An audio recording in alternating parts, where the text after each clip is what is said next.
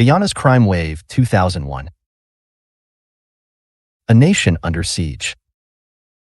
For almost 10 years, beginning in 2001, a reign of crime marked a very dark period in Guyana's history as the nation grappled with an unprecedented crime wave that threatened its stability and left deep scars on its society. Hi there, and welcome once again to the Aaron Darcy Project. Here is where we discuss events, places, and the people that make up the unique tapestry of Guyanese and Caribbean history and culture. From such a discourse, we at ADP hope that we will inspire our people to examine our past in order to craft a more progressive future for ourselves. In today's episode, we discuss the crime wave that enveloped Guyana, beginning in 2001. Ostensibly triggered by a dramatic jailbreak on Matrimony Day, February 2002, there was a wave of terrible violence that emanated from the criminals' headquarters in the Buxton village. This reign of terror would test the government's resolve and the resilience of the Guyanese people. Newspaper reports beginning in 2001 covered the crime wave in Guyana and provided a chilling glimpse into the pervasive fear and violence that gripped the nation for almost 10 years. These first-hand accounts, chronicling the escalating brutality and the complex social dynamics at play, paint a stark picture of a nation under siege. The catalyst for the crime wave appeared to have been the infamous Camp Street jailbreak on February 23, 2002. 5 high-profile prisoners, including convicted murderer Dale Moore and notorious criminal Andrew Douglas, escaped from the Georgetown prison, unleashing a wave of fear and uncertainty across the country.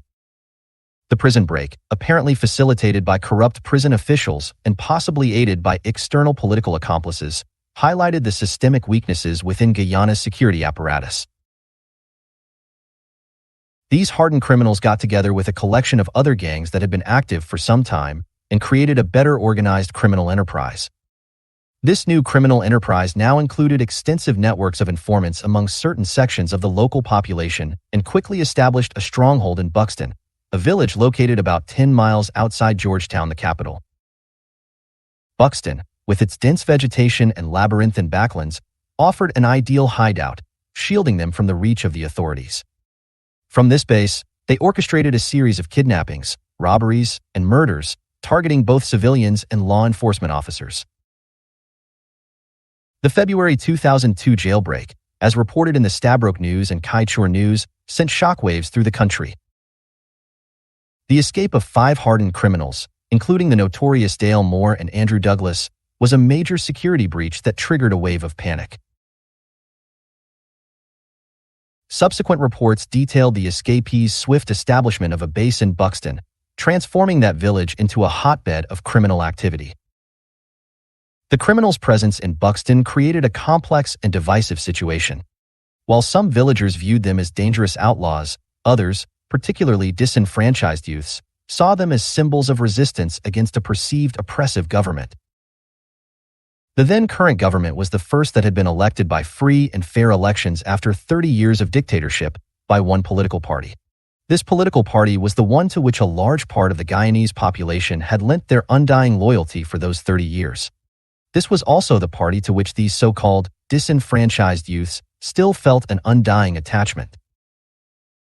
This perception was fueled by historical grievances and socio-economic disparities, which had marginalized certain communities, including Buxton. The criminals exploited this sentiment, portraying themselves as freedom fighters battling for social justice. The criminals, using Buxton as their base, provided financial assistance to some villagers and even engaged in community projects, further blurring the lines between criminality and social activism. This created a challenging environment for law enforcement, as they faced not only armed criminals but also a segment of the population sympathetic to the criminals. Buxton, the epicenter of violence. Reports from newspapers and other media sources during this period portrayed Buxton as a virtual no-go zone, controlled by heavily armed criminals. Travelers along the East Coast Highway were frequently stopped by these armed bandits from Buxton, who demanded a form of ransom before allowing vehicles to continue. Some of these stops resulted in fatal shootings. The Reign of Terror. The violence escalated rapidly, plunging Guyana into a state of fear and insecurity. The criminals, emboldened by their perceived invincibility, carried out a series of audacious attacks, including the assassination of the government minister of agriculture Sakudio Sa and the massacre of 11 innocent civilians in Lusignan. These incidents sent shockwaves through the nation, highlighting the criminals' ruthlessness and the government's inability to protect its citizens. The police, often outgunned and outmaneuvered, struggled to contain the situation. Their efforts were hampered by corruption, inadequate resources, and a lack of public trust. The criminals, on the other hand, benefited from a network of informants and sympathizers, allowing them to evade capture and continue their reign of terror. The government's response to the crisis was initially slow and ineffective and faced criticism for its perceived inaction. The government's reliance on a heavy-handed approach alienated some communities and further fueled the violence. The establishment of a special anti-crime unit called the Black Clothes Police, notorious for its brutal tactics, only exacerbated the situation, leading to allegations of human rights abuses. However, the authorities gradually adopted a more comprehensive strategy, combining law enforcement efforts with social programs aimed at addressing the root causes of crime. This included initiatives to improve education, create employment opportunities, and promote community development, particularly in marginalized areas. The government also sought international assistance, receiving support from the United States and other countries in the form of training, equipment, and intelligence sharing. The government's initial response, as reported in the media, was criticized for being slow and heavy-handed. The establishment of the Black Clothes Police, a special anti-crime unit known for its aggressive tactics, drew condemnation from human rights groups. The newspapers also reported on allegations of corruption and extrajudicial killings, implicating some members of the security forces in the violence. The crime wave gradually subsided, but not without a significant cost. Hundreds of lives were lost, including those of innocent civilians, police officers, and criminals. This period of violence left deep scars on the Guyanese psyche, creating a sense of insecurity and mistrust that lingered for years. The end of the crime wave was attributed to several factors, including the killing or capture of key criminals, the erosion of public support for their cause, and the government's more effective response. However, the underlying issues that fueled the violence, such as poverty, inequality, and political polarization, remained largely unresolved.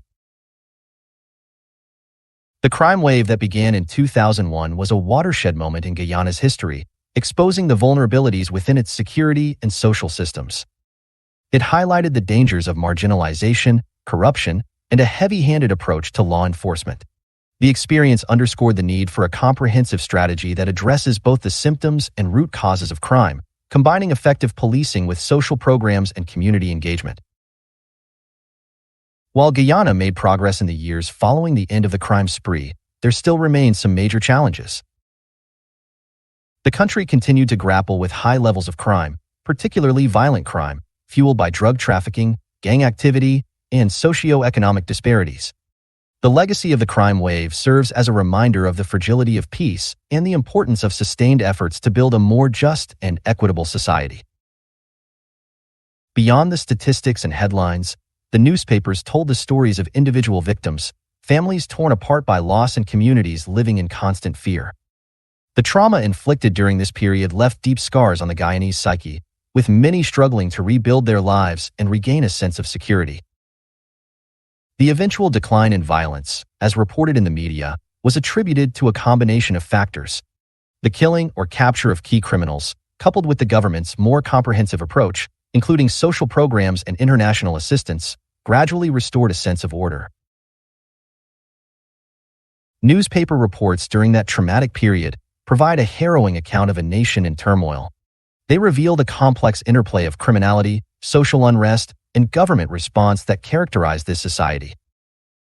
The lessons from this dark chapter in Guyana's history remain relevant today, serving as a reminder of the importance of addressing the root causes of crime and promoting social justice to ensure lasting peace and stability.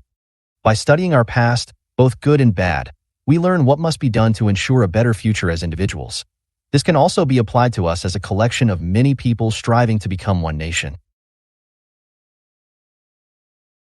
Well, we do trust that you have found today's episode interesting, if not thought-provoking. Thank you for spending some time with us. Please like and share our reports with others. You might want to consider subscribing to our channel if you haven't already done so. We also welcome your comments, as this helps us to produce great material. Please do join us again for the next episode of The Aaron Darcy Project. Goodbye for now.